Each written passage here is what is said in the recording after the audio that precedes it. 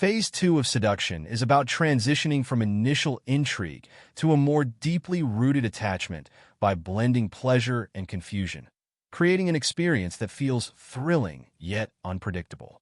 This stage is where the seducer takes control, leading the target astray with careful psychological tactics. The overarching goal is to foster an emotional dependency on the seducer, making it increasingly difficult for the target to turn back or pull away.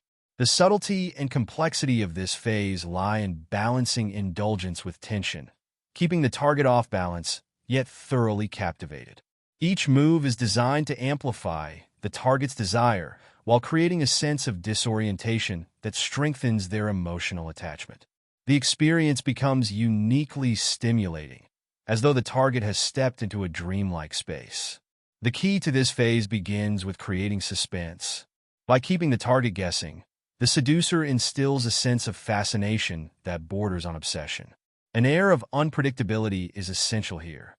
Sudden shifts, pleasant surprises, or unexpected actions will keep the target on edge, wondering what the seducer will do next. This sense of unpredictability generates excitement, leaving the target in a perpetual state of anticipation. Rather than offering predictability or comfort, the seducer becomes a source of continual suspense, which has a strangely intoxicating effect. In suspense, the mind has little chance to rest or reassess, driving the target deeper into an emotional engagement with the seducer. Alongside suspense, words become an invaluable tool. Words can be seductive, even hypnotic, when used correctly, especially if they suggest deeper, unspoken feelings. The language should be charged with implication, making everything sound more meaningful and hinting at greater mysteries or emotions below the surface. When a seducer speaks in an artful, alluring way, the target can feel as though they're being pulled into a world beyond their understanding, which is both thrilling and confounding. By choosing words that have a potent emotional effect, such as evocative descriptions, subtle compliments, or poetic musings, the seducer stirs the target's imagination, making the ordinary seem profound. When intoxicated by words, the target becomes increasingly susceptible to suggestion, surrendering their skepticism as the seductive language subtly alters their emotional landscape. Attention to detail is another powerful way to captivate. Small gestures, aesthetic touches, and careful consideration of sensory elements heighten the overall experience, giving it an atmosphere of intentionality and allure. Perhaps the seducer leaves small, meaningful tokens behind, dresses in ways that captivate the target's attention, or arranges environments that enchant the senses. These small gestures communicate that the seducer cares deeply, which can be disarming and impactful. When the seducer appears to pay attention to the nuances, the target feels specially selected and drawn into an exclusive experience, one that is rich in sensory pleasure. This attention to detail makes the interaction feel all-consuming, leaving the target focused solely on the seducer, a feeling they begin to crave. However, routine or familiarity is the seducer's enemy in this phase. Mystery is essential for sustaining attraction, and a sense of continual novelty is required to keep the target enthralled. The seducer's absence can play a critical role here, as distance often makes the heart grow fonder, intensifying the target's yearning. The target might begin to romanticize or idealize the seducer, filling in the gaps left by their absence.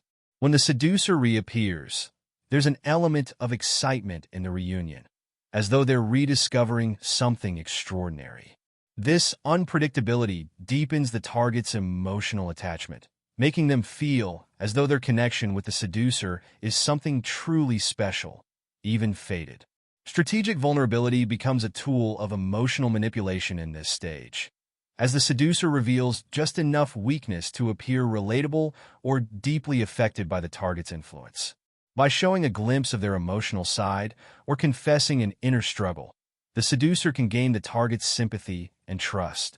This gesture, however minor, convinces the target that the seducer isn't manipulating them, but rather feels just as entangled in their connection.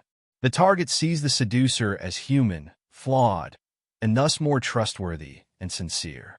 This vulnerability, however, is calculated and carefully chosen. It's not about making oneself truly vulnerable, but about displaying a controlled form of weakness that binds the target emotionally, making them feel protective or significant to the seducer. Blurring the lines between fantasy and reality is a potent tactic for deepening the connection. When the seducer crafts situations that feel like moments out of a dream, the target begins to feel as though their fantasies are coming to life. The seducer might create environments that feel magical, stage scenarios that feel heightened and surreal, or simply mirror the target's deepest dreams, all while anchoring the experience in enough reality to make it feel accessible. This blurring of reality and desire makes the seducer seem like the embodiment of the target's innermost hopes and wishes. The target feels that with the seducer, they can live out the unfulfilled parts of their own story, making the seducer nearly indispensable. The seducer, though, doesn't fulfill every fantasy. Instead, they give just enough to leave the target wanting more. There is always a sense of more to come, a part of the fantasy that remains incomplete, generating an endless curiosity in the target. They are drawn in repeatedly, eager to experience the next chapter of this unfolding romance. This process requires the seducer to pace the experience with care, offering only pieces at a time. Each moment of satisfaction should be followed by a renewed sense of intrigue, feeding into the target's anticipation and desire. The act of isolating the target becomes a final, compelling step in leading them astray.